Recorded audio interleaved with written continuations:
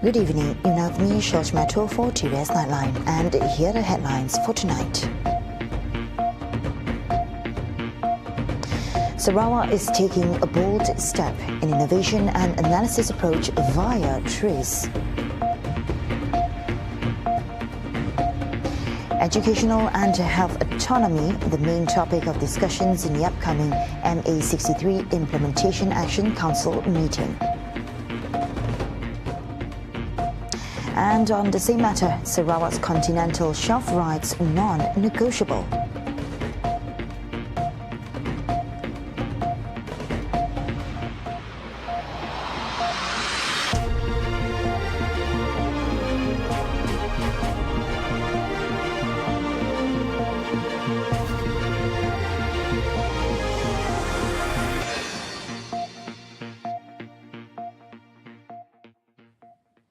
We begin with this news. Sarawak is taking a bold step in innovation and analysis approach via the theory of inventive problem solving, or TRIZ. Deputy Premier of Sarawak, Dato' Ahmad Dr. Sim Kui Hian, emphasised that the method, developed in collaboration with thousands of inventors, is proven to enhance inventive thinking as it advocates a systematic approach to overcome complex challenges. He said this through a text speech read by Kuching South City Council Mayor Dato' Wee Hong Sang during the TRIZ Fest 2024 launching ceremony earlier today. One of the most well-recognized and effective method of becoming those challenges is by using TRIZ, or the theory of inventive problem solving. This method is a combination of the work by thousands of inventors, all contributing their skill and expertise towards the development of a novel and innovative way to solve problems. These are indeed skills that we need to cultivate, especially when looking at driving our Sarawak transformation by establishing high-value economic engine and instilling a top talent development system.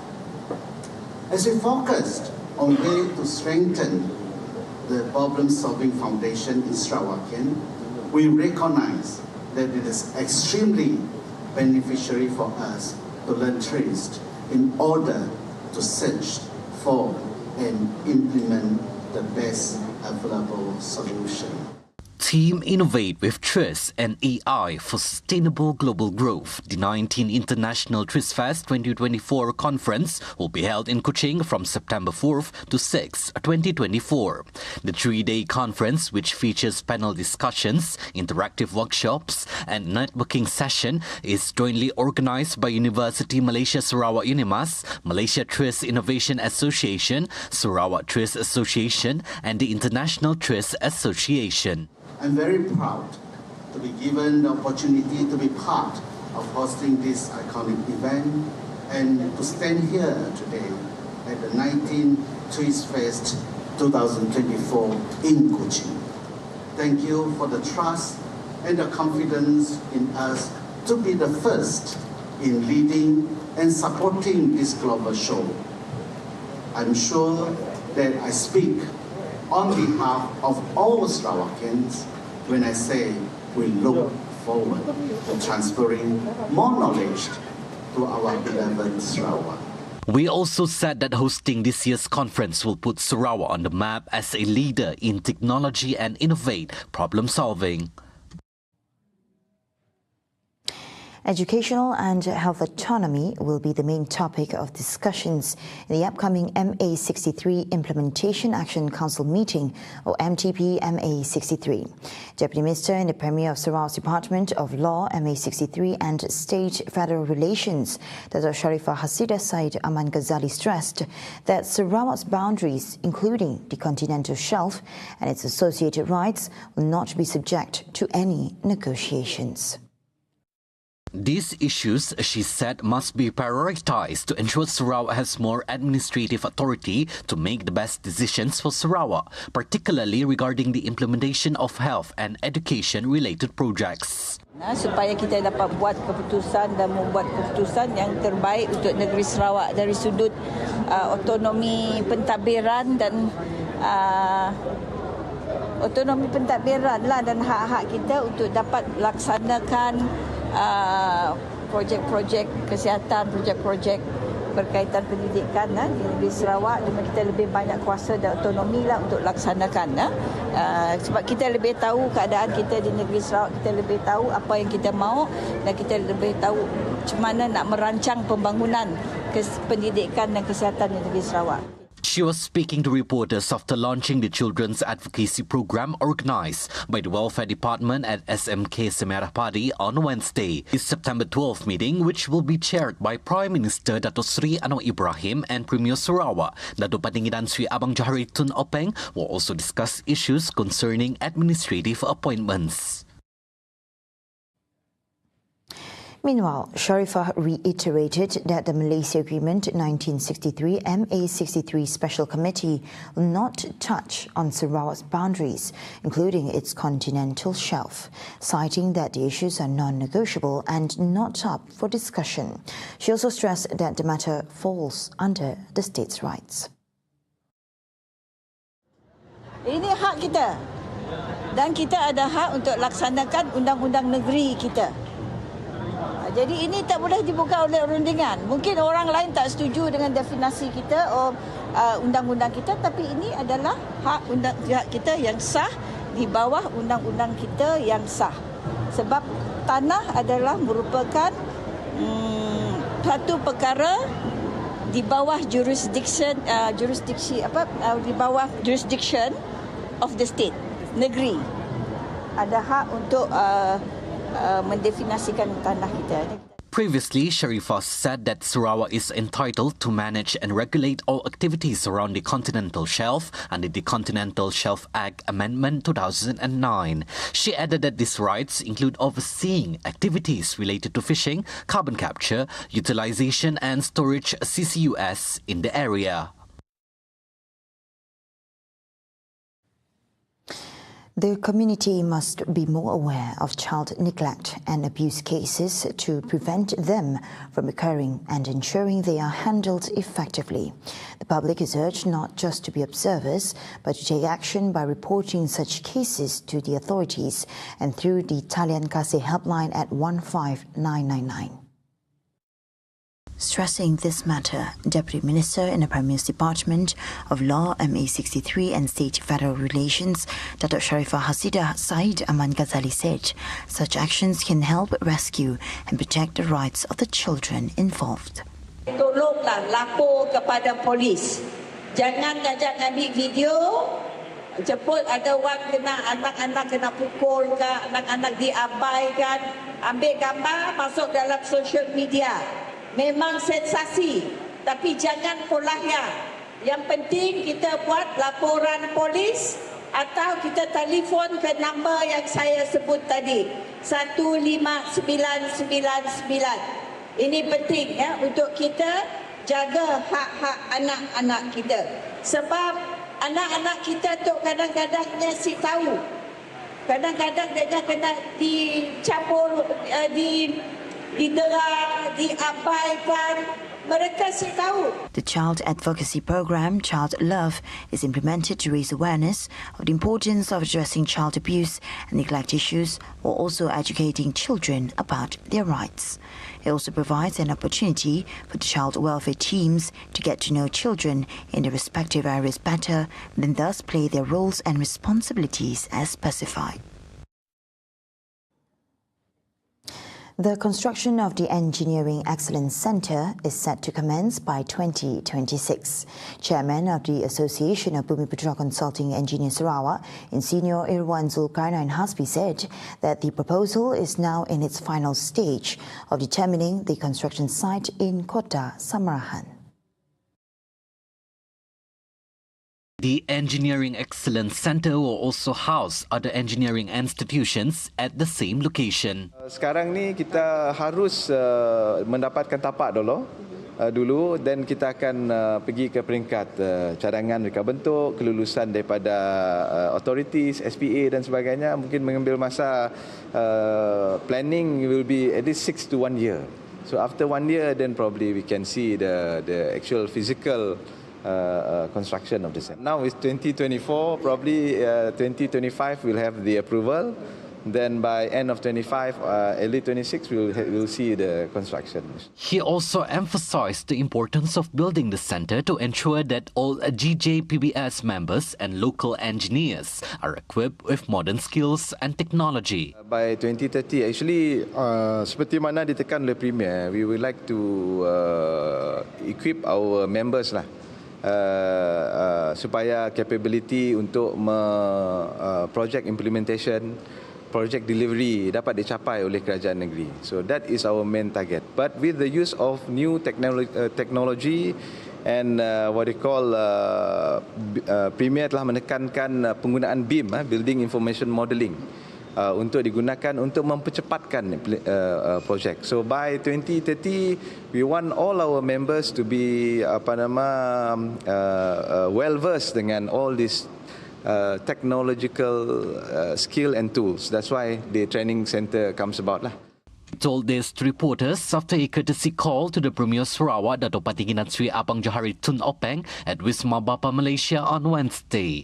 This centre will be equipped with a training centre, research centre and test laboratory to ensure that they become major players in the consulting industry in Sarawak and Malaysia as a whole. The Limbang Division requires the construction of several new educational facilities, including technical and vocational schools, to strengthen the education sector and produce high-quality human capital in northern Sarawak. Sarawak Deputy Minister of Food Industry, Commodity and Regional Development, Dr. Abdul Rahman Ismail, emphasised that education needs to be continuously addressed by the government alongside the emphasis on physical development and basic infrastructure. He said that the development of educational facilities in the northern region of Sarawak is crucial and the requests for construction should be included in the 13 Malaysia Plan. Saya ini memerlukan beberapa kemudahan lagi lah. Sudah pun diajukan dalam rancangan Malaysia ke-12, tapi nampaknya belum ada kelulusan dan kita akan terus masukkannya dalam rancangan Malaysia ke-13 lah. Iaitu kita memerlukan sebuah sekolah rendah di bandar, tak cukup. Walaupun di kawasan luar bandar ada SKM lah sekolah murid, tapi di bandar penuh. Kita masih memerlukan sebuah sekolah menengah dan kita ada memohon sekolah vocational. He spoke to the media during a visit to the Limbang City Square project site and the Form 6 Centre earlier today. The education sector, he noted, should be a major agenda for serious development in line with the Sarawak government's policy to upgrade underprivileged schools and educational infrastructure in the region. He highlighted that these three educational facilities are critically important for the Limbang district, in addition to plans for building higher education institutions as the communication network in the district improves in the future. The old SMK Limbang building will undergo a major renovation and be turned into a Form 6 centre, providing top-tier pre-university education facilities for students in the region. Deputy Minister of Food Industry, Commodities and Regional Development, Dr. Abdul Rahman Ismail, explained that this would be the second Form 6 centre in Sarawak, following the first centre established in Sarato. Mudah-mudahan pada tahun hadapan kita dapat memulakan pusat tingkatan 6 ini yang sangat penting sebab pelajar tingkatan 6 sudah dikategorikan sebagai pra-university. Dia tidak sama. Dia boleh pakai baju biasa untuk pergi sekolah.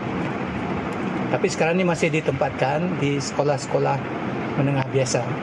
Jadi sekiranya ada pusat tingkatan 6 ini yang sudah pun diluluskan oleh pihak JPN,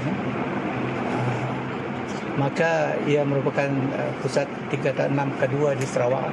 So far, the construction of the school's canteen block has been completed, but additional hostel blocks, along with the school equipment and furniture, are still required. For the record, the funding for these needs is being managed by the Northern Region Development Agency and NRDA. Abdul Rahman hopes that NRDA will expedite the process of obtaining the occupancy permit (OP) so that the centre can be handed over promptly to the Sarawak State Education Department (JPN). The One-Stop Crisis Centre, OSCC, is calling for more collaboration with government agencies and non-governmental organisations, NGOs, to provide comprehensive services for abuse victims.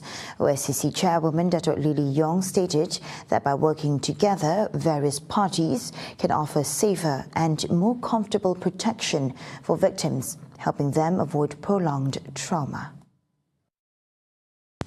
She emphasised that the centre takes issues of violence seriously and highlighted the importance of working closely with more agencies, NGOs, police, welfare organisations, legal bodies and hospitals to assist victims and those in distress.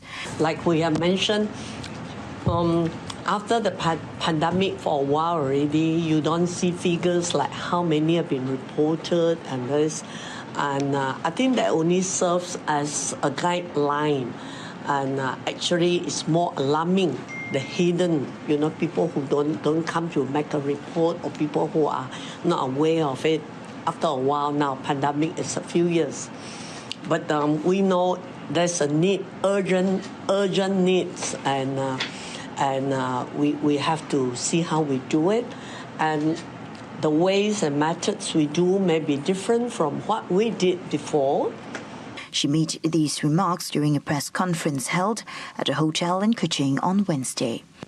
She also shared that one of OSCC's partners, the Legal Aid Department, offers services to victims at a minimal fee of 10 ringgit. This nominal fee, she said, is aimed at easing the financial burden on victims seeking justice.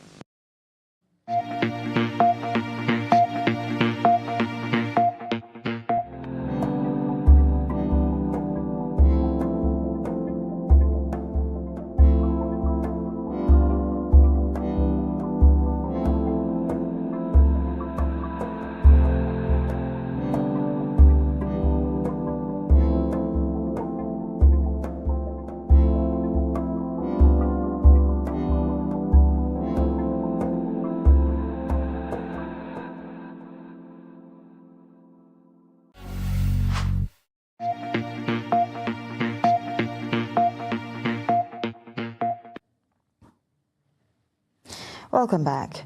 Prime Minister Dato' Sri Anwar Ibrahim early today held a bilateral meeting with Russia's President Vladimir Putin. The meeting was part of the highlight of Anwar's two-day working visit to Russia. He is also scheduled to address the plenary session of the 9th Eastern Economic Forum, EEF, tomorrow. Anwar arrived in Vladivostok at 8:33 a.m. local time on Wednesday. This is his first visit to Russia since assuming office in November 2022. Recognizing that the full potential of Malaysia-Russia relations has yet to be realized, Anwar reaffirmed Malaysia's commitment to strengthening its collaboration with Russia across all sectors. Anwar also acknowledged Russia's enormous potential, seeing that as the largest country in the world, Russia had shown its determination to undertake various difficulties and survive. During the meeting, Anwar also assured Putin that as ASEAN chairman next year, he will strive to boost the regional grouping's collaboration with Russia in all fields. Anwar also took the opportunity to thank Putin personally for meeting him despite his busy schedule. Also present at the bilateral meeting were Foreign Minister Dato' Sri Muhammad Hassan, Investment, Trade and Industry Minister Tengku Dato' Sri Zafrul Tengku Aziz, Selangor Menteri Besar Dato' Sri Amiruddin Shari, Deputy Economy Minister Dato' Hanifah Hajar Taib, as well as Agriculture and Food Security Deputy Minister Dato' Arthur Joseph Kurup and senior officials. The government is mulling a proposal to introduce legislation that supports legal aid services in the country. Deputy Prime Minister Dato' Sri Fadilah Yusof said that this aims to provide equal representation for all Malaysians when facing court proceedings. He assured that the government is committed to safeguarding the rights of Malaysians to a fair and just trial through legal aid services. Peranan peguam, bagaimana peranan kerajaan untuk kita mengembangkan supaya tiada rakyat kita yang akan kata hilang hak dari segi perwakilan perundangan apabila mereka dihadapkan di mahkamah dan sebagainya. Ini sesuatu yang pada saya sesuatu yang perlu kita perjuangkan supaya hak kesesamaan dalam perundangan ini diberi kepada setiap rakyat kita. Kim made these remarks at a press conference after officiating the Malaysian Legal Aid Student Convention at the Asian International Arbitration Centre, AIAC.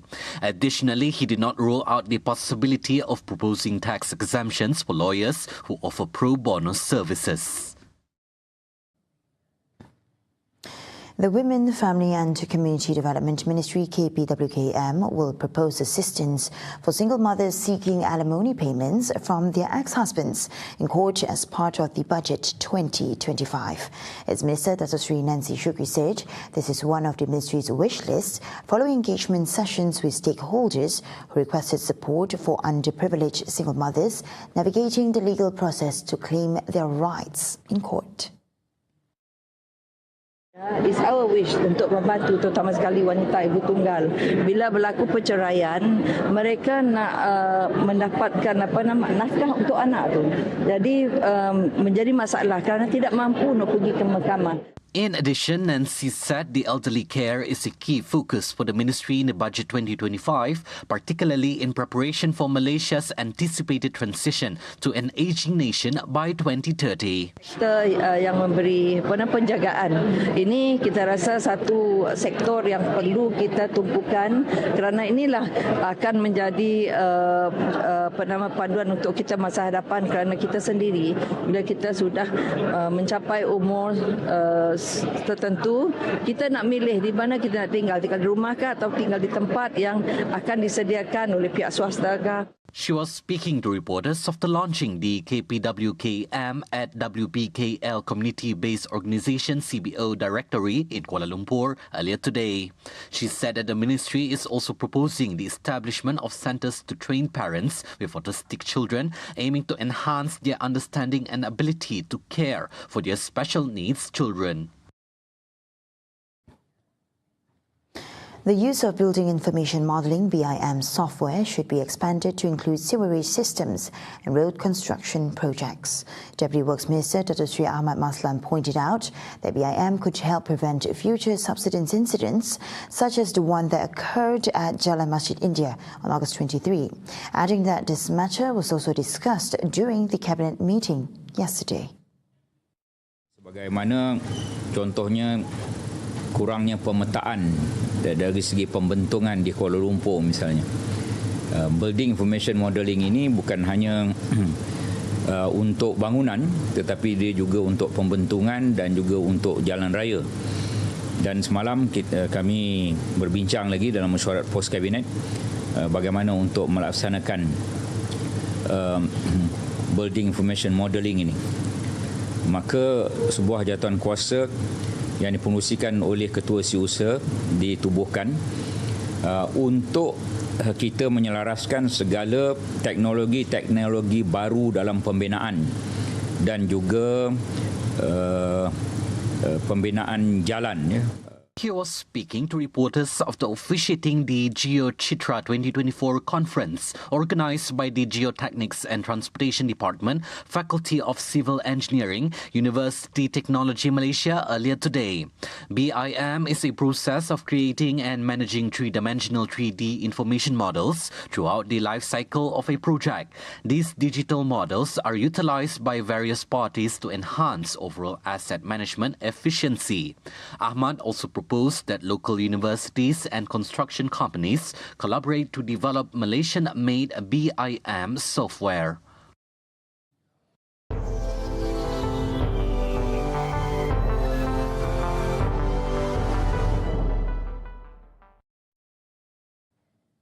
And now on to world affairs.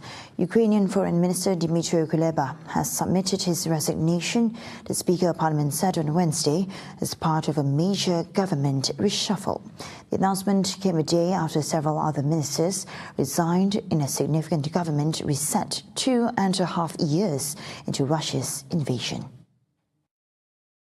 Kuleba, the face of Ukrainian diplomacy during the war, is the most senior of the ministers to offer to step down.